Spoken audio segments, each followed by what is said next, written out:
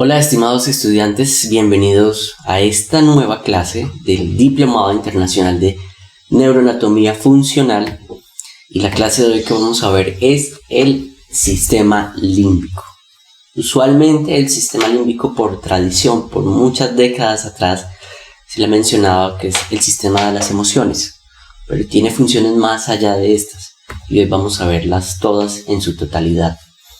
Si a mí me preguntan personalmente el sistema límbico ¿para qué está? Yo diría que es un sistema de supervivencia. Es el sistema que nos va a mantener vivos como especie. Parte de las emociones es producto de mantener esa especie. Por ejemplo, esa sensación de miedo, ¿sí?, que generamos por cualquier razón es una forma de supervivencia. Necesitamos el miedo como una característica para mantener esa especie. Entonces, si metemos las emociones como dentro de la supervivencia, también están ahí. Entonces, la gran función para mí del sistema límbico es la supervivencia. También podemos encontrar dentro de sus funciones actividades metabólicas y de hemostasia. Las actividades metabólicas, como es la regulación térmica, funciones vegetativas también y funciones reproductivas, es otra característica del sistema límbico.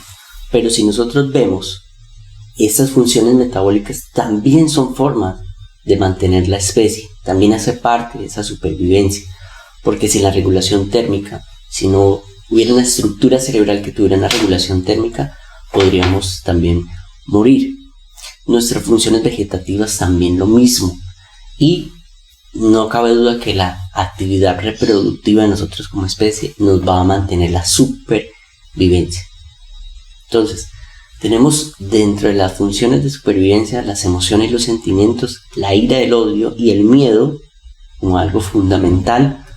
Gracias al miedo hemos podido evolucionar como especie, la pasión y la tristeza y la memoria, sin duda alguna. Vamos a ver ahorita cuáles son las estructuras anatómicas dentro de ese sistema límbico que van a estar involucradas en cada una de estas actividades que acabo de mencionar.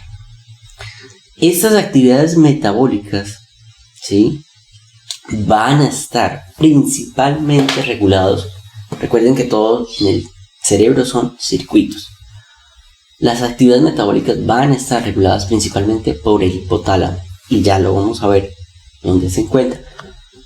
El hipotálamo requiere una mención especial en nuestra próxima clase, que es neuroendocrino. El sistema neuroendocrino es muy bonito para ver cómo actúa la hipófisis, el sistema renina-angiotensina, el eje hipotalámico-renal. Es muy bonito todos esos ejes, cómo funcionan, cómo esos circuitos se activan para mantener la supervivencia, para mantener un control hemodinámico, un control hidroelectrolítico, todo eso gracias al hipotálamo.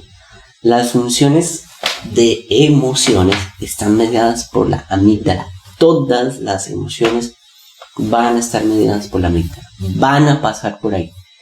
Especialmente lo que es la ira, odio y el miedo, la amígdala está especializada en eso exclusivamente. Y la formación hipocámpica es de gran importancia, y ya lo habíamos visto, lo que es con la memoria, ¿sí? La formación hipocámpica, o sea, parte del hipocampo, nos ayuda con la memoria, y la memoria es fundamental para la supervivencia. Si no tuviéramos memoria, ¿sí?, no recordaríamos que algunas especies nos van a hacer daño, que algunas situaciones de peligro del medio ambiente nos pueden hacer daño. Gracias a la memoria también hay supervivencia. Entonces, por eso yo les menciono que si personalmente me preguntan cuál es la función del sistema límbico, para mí es supervivencia en su totalidad. Lógico, en diferentes literaturas van a encontrar muchas funciones, como las que vemos aquí, por ejemplo, que está bien, ¿sí?, están muy bien también distribuidas, y por eso precisamente se las traigo hoy acá. Ahora sí vamos a ver las estructuras como tal, las estructuras anatómicas que están involucradas en el sistema límbico Y con esta imagen, solamente con esta imagen, vamos a definirlas muy bien, vamos a identificarlas muy bien, ¿sí? Y vamos a tener metidos en la cabeza cómo es el sistema límbico y cómo este sistema límbico está involucrado en muchas vías neuronales. Porque a veces podemos ver un sistema como aislado, pero el sistema límbico tiene que ver con vías sensitivas, tiene que ver con vías motoras, tiene que ver con vías cognitivas, con vías visuales, auditivas, olfativas. Todo, absolutamente todo. El sistema límbico nosotros lo podemos dividir en dos básicamente, ¿sí? Unas estructuras corticales y unas estructuras nucleares, ¿sí? Las estructuras nucleares están dentro de los núcleos de la base, como vimos en la clase de núcleos de la base, cuando vimos y mencionamos todas esas estructuras, dónde estaban. Hoy vamos a seguirlas viendo un poco más en detalle. Esas son las nucleares, ya las menciono. Y están las corticales, las estructuras corticales del sistema límbico que van a estar involucrados. Bueno, esa es otra que también quiero aclararles. Como tal, no hay un consenso así como específico que podamos decir que estas son las estructuras específicas del sistema límbico, porque como tiene conexión con todo, entonces como son circuitos tan grandes, pues es muy difícil a veces poder determinar qué estructuras, pero ahorita las estructuras nucleares son las que más asocian a este sistema límbico. Entonces, volviendo a las corticales, tenemos entonces todo lo que es la corteza del cíngulo. Esto es lo que llaman cíngulo, algunos le llaman el quinto lóbulo, el lóbulo del cíngulo, y este va a tener conexión con todas, absolutamente todas las áreas corticales que vemos acá, de todos los lóbulos, del frontal, del parietal, del occipital y del temporal. También está la corteza prefrontal y la corteza orbitofrontal, ¿sí? Aquí está. Vamos a mencionar de una vez la función de cada uno. Tanto la corteza prefrontal como la orbitofrontal va a tener un control sobre el sistema límbico, ¿sí? Lo va a tener controlado ese sistema límbico, lo va a modular. Si no fuera por la corteza prefrontal, nuestro sistema límbico estaría en un circuito activado, ¿sí? Sin modular por nadie, sin estar controlado por nadie, y sería de manera involuntaria nuestras emociones, totalmente involuntaria. Pero gracias, yo siempre les recuerdo lo mismo, que la corteza cerebral es el que están todas las actividades voluntarias de nuestro cuerpo.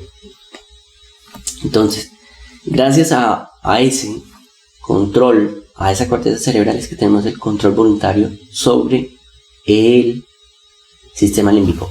Pero, también debe haber un acceso rápido de emociones que nosotros no controlamos, y ustedes se podrán dar cuenta, ¿sí? Y es gracias a la amígdala que hay una activación involuntaria de nuestras emociones para poder huir, correr, pelear, ponernos agresivos, defendernos.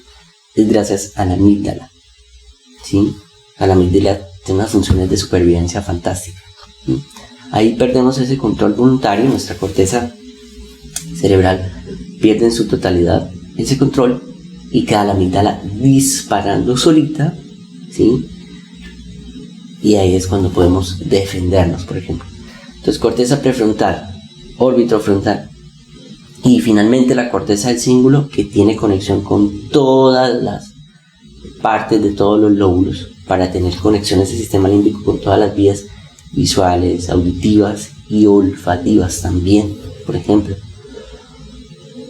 Parte de acá de este orbitofrontal pasa lo que es el primer par craneal, que es el olfatorio. Pasa aquí aquí está el bulbo olfatorio, la cintilla olfatoria, llega toda hasta nuestra parte medial del lóbulo temporal, la corteza entorrinal, a la corteza renal, y ahí se hace consciente nuestro olfato, pero también pasa directamente y tiene un contacto directo con la amígdala, ¿sí? Se conecta con la amígdala y va a generar en nosotros lo que es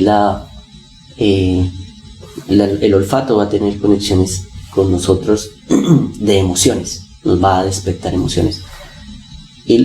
Algo pasa con esta bulbo olfatorio, con esta vía olfatoria, y es que no va a tener contacto con el tálamo. El tálamo estaría acá, aquí se quitó el tálamo.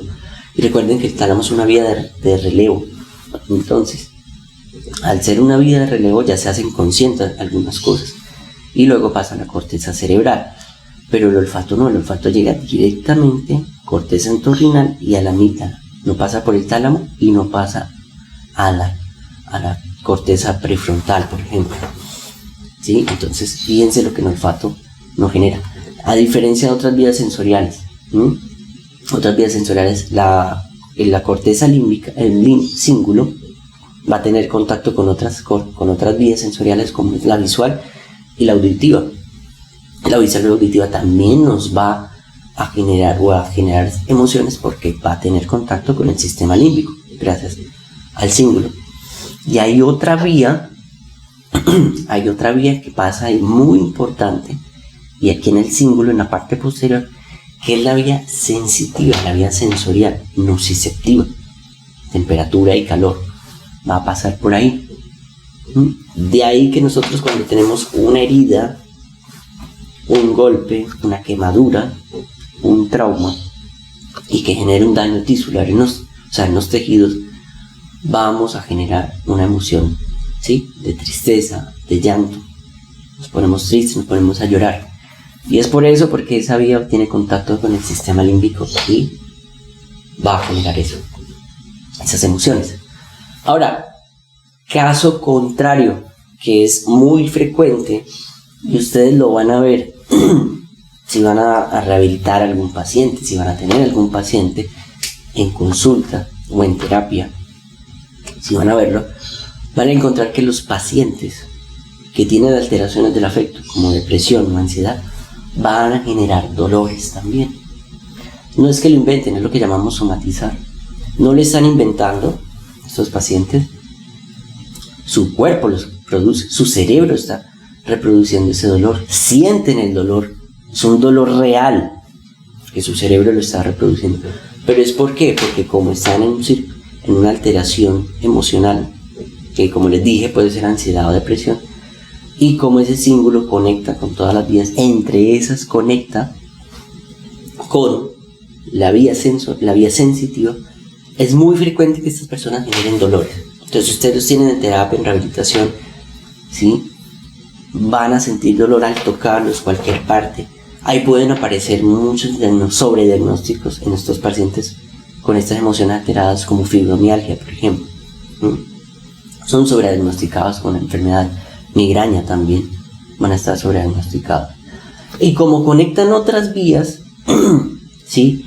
Cognitivas, gracias a este cíngulo, como conecta con otras vías motoras, cognitivas, visuales, auditivas, la persona también va a tener problemas de memoria, de orientación, ¿sí?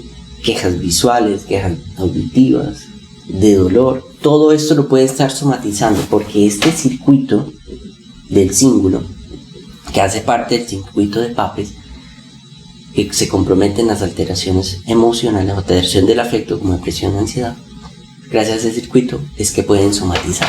No lo inventan, no lo están inventando. Lastimosamente cuando uno habla de somatizar lo toma como si la persona lo estuviera inventando, y no lo está inventando, lo siente en realidad, está sintiendo todo eso.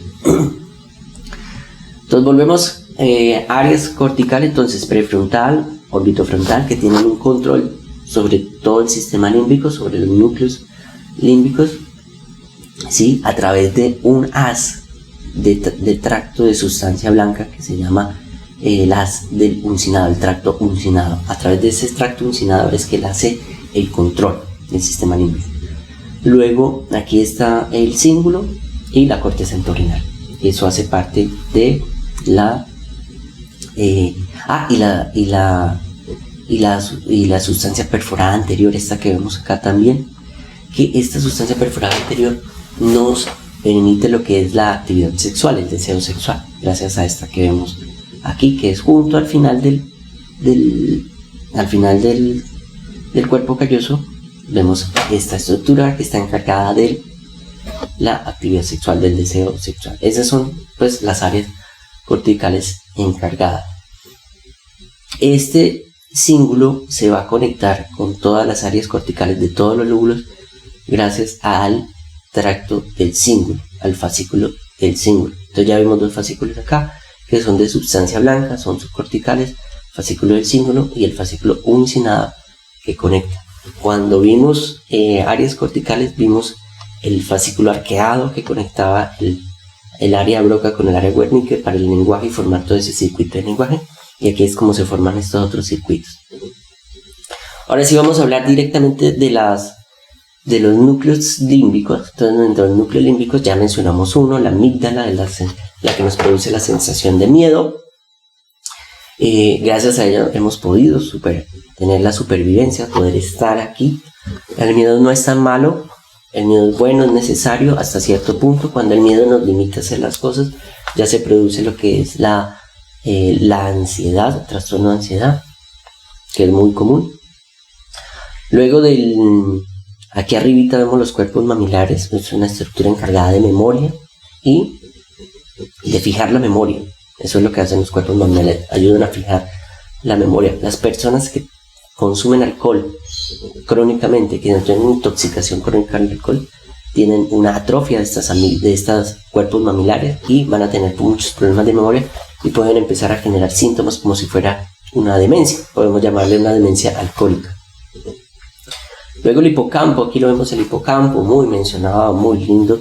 Su función es poder tener memoria también, es una memoria explícita. Si yo les pregunto, por ejemplo, ¿qué hicieron hoy durante el día? Entonces ustedes me pueden recordar, estuve en la clase, estuve en el diplomado, luego me puse a leer. Toda esa memoria explícita que yo tengo que hacer un recuerdo, tomar todo eso que pasó y volverlo a sacar y expresar, eso lo hace el hipocampo, ¿sí? Eso lo hace el hipocampo, muy bonito el hipocampo.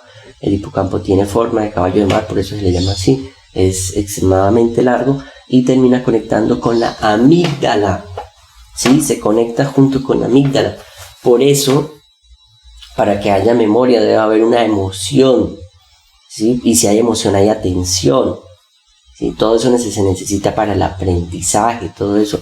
Memoria, emoción, ¿sí? Y atención, ¿sí? Eso es importante para el aprendizaje. Si ustedes están en una clase, si están estudiando algo que no les gusta, que no les genera emoción, no van a memorizar nada.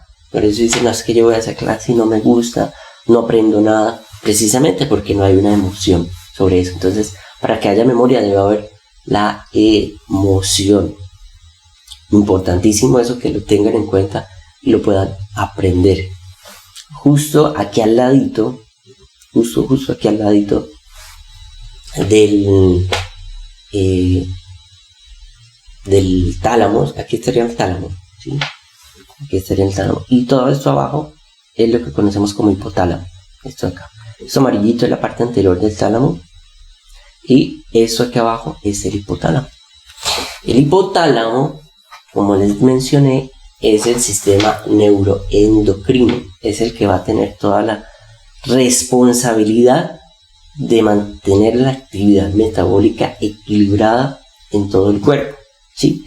Si se sube el sodio, él lo va a identificar y lo va a regular. Si se baja el azúcar, lo va a identificar y va a regular y va a tener una acción sobre nuestra conducta, ¿sí?